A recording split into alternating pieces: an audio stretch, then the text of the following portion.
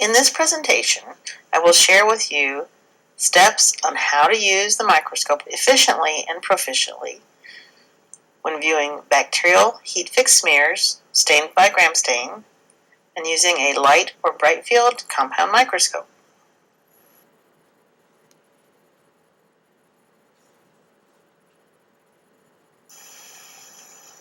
Please be sure to review all of the parts of a microscope. On this image, you can see that every part that you have routinely reviewed on the Label Parts Microscope quiz, as well as some additional parts of a microscope, are labeled on this image. There's also a link to a website that has audio flashcards that will help you to review all of the parts of the microscope. Please be sure to use the PowerPoint version of this presentation that's on our online course website to go to the link and access the additional website information.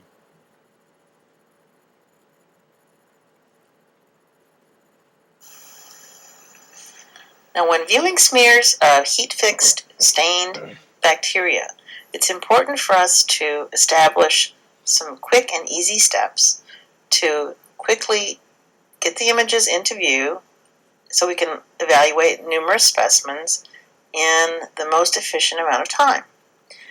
You'll never know when you'll need these techniques, so it's a good idea to practice and get proficient. And of course, oftentimes on lab practica, these techniques are evaluated. So please do take time to review this entire presentation to get very adept at viewing specimens using a bright field compound microscope. There's a link to an interactive microscopy center from Olympus Microscopes that you might find helpful, as well as additional links throughout the presentation.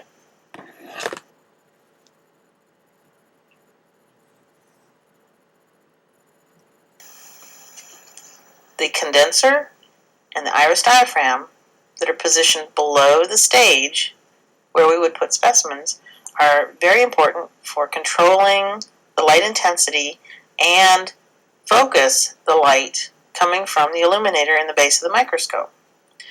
We want to control the light coming through the condenser by using the iris diaphragm. The iris diaphragm is part of the condenser apparatus.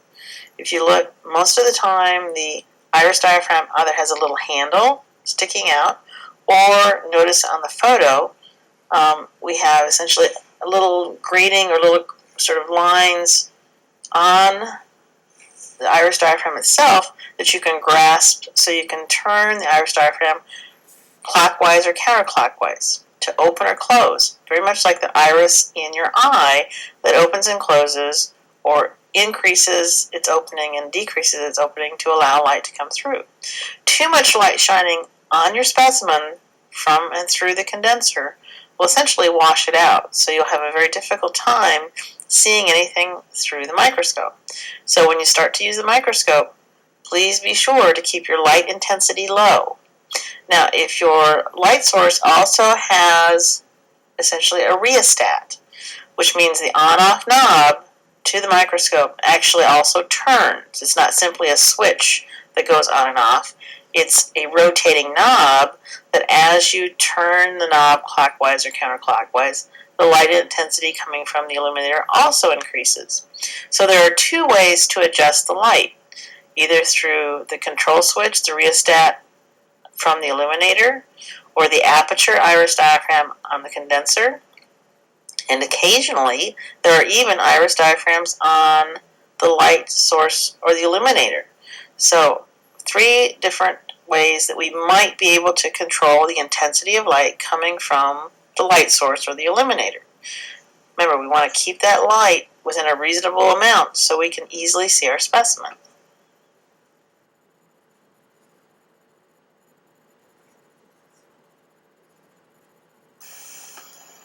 Now you'll find that different instructors and different microscopists have different techniques.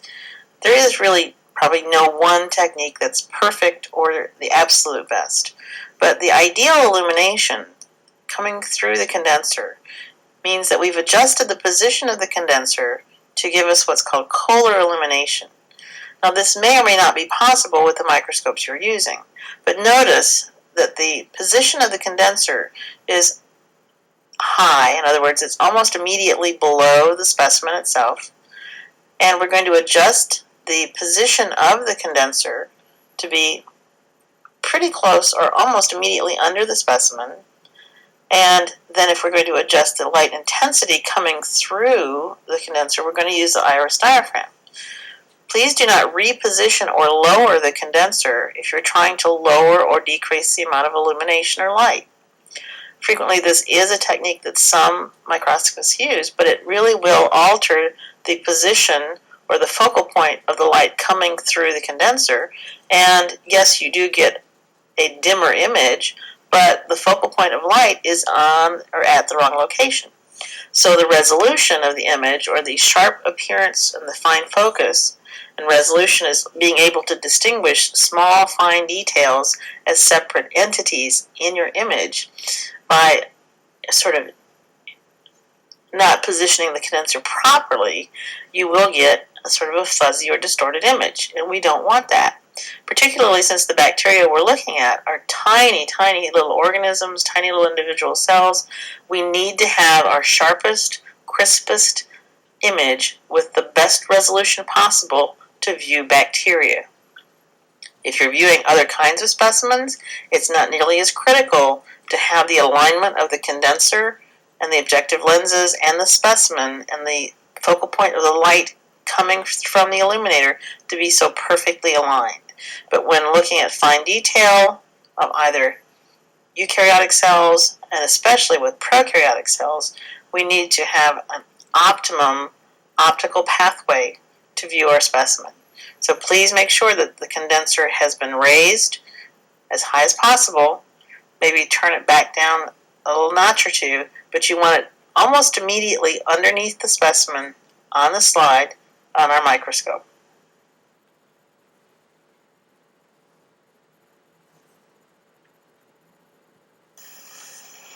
Now, most bright field compound microscopes that are used today are binocular. In other words, we have two eyepieces or oculars through which we can view our image. Please be sure you're using both of your eyes when looking through the oculars, and if you need to, oculars on binocular microscopes can also and always be adjusted in their position. Typically, the oculars will either slide back and forth, or many microscopes, the oculars are as if they're on little wings, and you can simply move the position of the oculars by grasping the oculars and moving them sort of sideways, or winging them out side by side.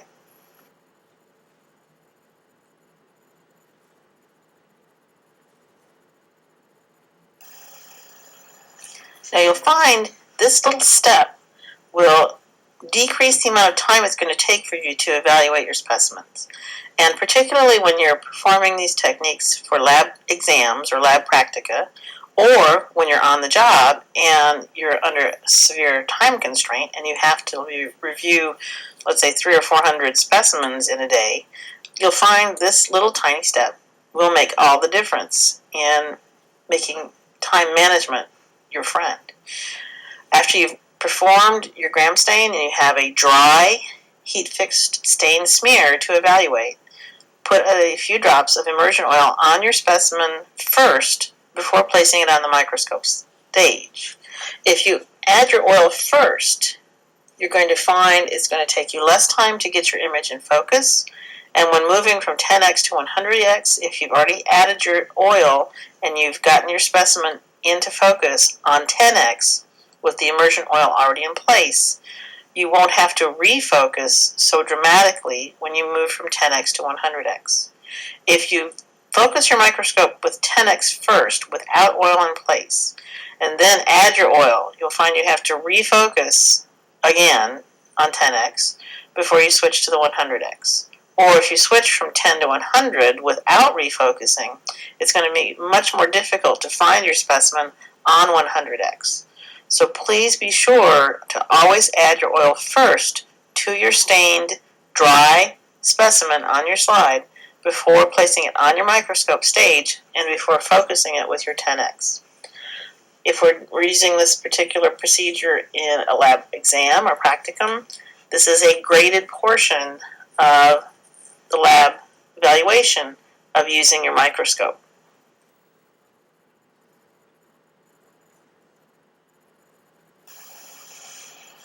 Now, the stage of the microscope is the flat platform on which we will place our microscope slide. Every microscope stage will have some item or something to hold onto the microscope slide. The older microscopes from decades ago had simply little metal clips, where the more modern microscopes have mechanical slide holders. Again, it's a clip, so it has a little handle that you can move the half moon or crescent moon shaped clip out of the way, slide the microscope slide in place, and then gently release the clip so it will hold the glass slide in place. But then you can reposition or move the slide using the mechanical adjustment knobs that are hanging below the stage in an XY coordinate. We can position the specimen virtually any place on the stage, but you want to position the specimen that you want to review or evaluate immediately over the opening in the stage where the light is coming through the condenser. So position your specimen right over the light coming through the stage opening, and then look through the oculars.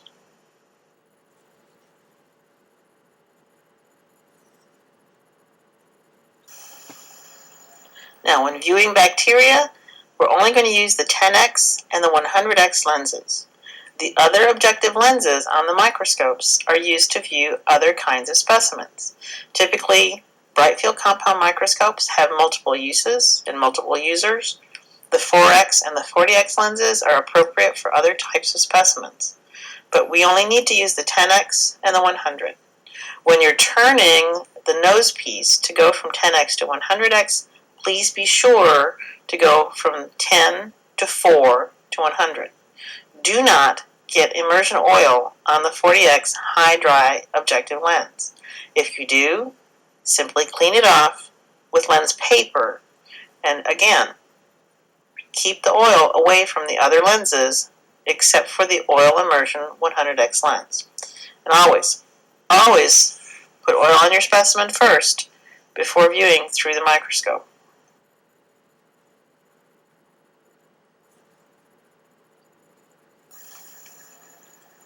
When viewing your specimen, make sure you're using the appropriate amount of light coming from the illuminator or light source. You can adjust the light intensity so that it's not blindingly white light coming through when you're looking at 10x objective. When you switch to your 100x objective, you'll very likely have to increase the light intensity a little bit so you can get a better image of your specimen. This link on this slide will take you to a website that will also help you to practice or get an idea of how important it is to adjust and have the proper light intensity coming through your specimen so that you can see and get great resolution.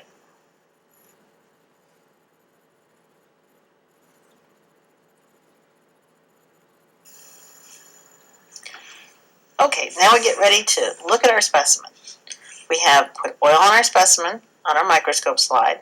We've clipped the microscope slide in place on the microscope stage. We've centered the specimen over the light coming through the hole on the microscope stage, coming from the condenser. And now we're going to essentially raise the stage from its lowest position up toward the 10x objective lens using the coarse focus knob. So you want to make sure that you're slowly raising the stage when it's from its lowest position toward the objective 10x lens using the coarse focus knob, and eventually you should see a specimen or image that looks a little bit like the image that's on the slide in this example.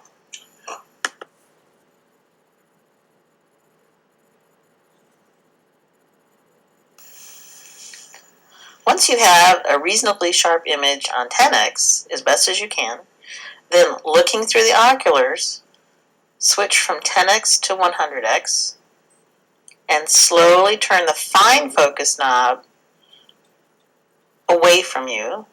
In other words, as you're looking through the oculars. And you should also be able to now see your image in sharp focus.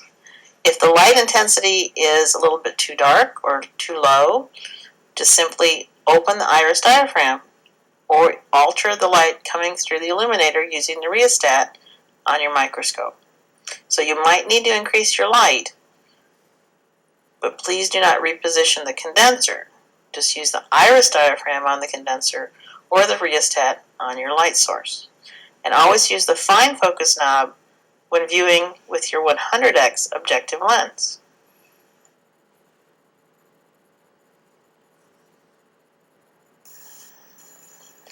Once you have your first microscope slide and specimen in sharp focus, now you have your microscope set up to view additional slides without changing the position of the microscope stage or changing back to 10x.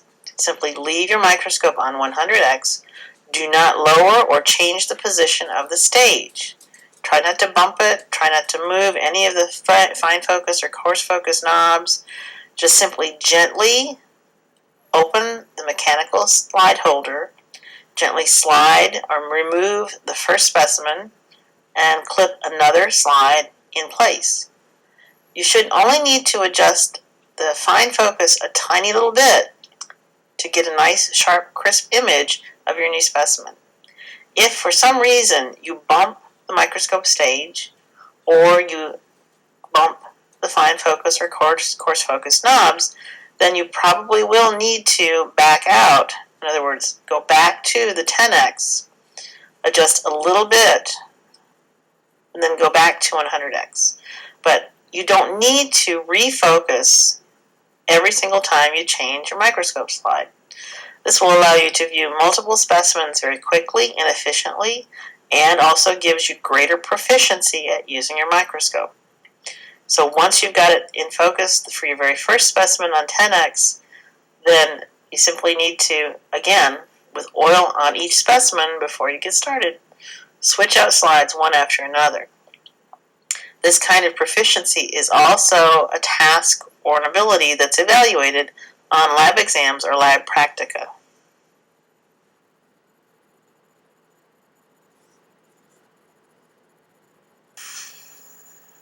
When you've completed reviewing or viewing all of your specimens, now you are going to put your microscope away. Make sure that it's clean, which means all of the surfaces must be free from oil, dirt, or any other grime. To remove oil from the microscope lenses, all of the glass lenses, the oculars, the objectives, the condenser, and the illuminator lenses must only be cleaned using lens paper and lens cleaner. Do not use Kim wipes and do not use paper towels on any of the glass surfaces. Any other metal surface or plastic surface on the microscope can be cleaned with a tissue, a Kim wipe, or paper towel. But the glass lenses are very valuable and easily scratched, so please only use the soft lens paper and the lens cleaner for the glass surfaces on your microscope. Do not wrap the microscope cord around the base of the microscope. The cords must be folded up and either put away in their proper container if they are unhooked or can be unplugged from the microscope base, or if the microscope cords are permanently attached to the microscope, simply fold up the cord and put a rubber band or a clasp around the cord. Do not wrap it around the base of the microscope. Also be sure that you've lowered the microscope stage to its lowest point before storing your microscope in the microscope cabinet or in its proper receptacle.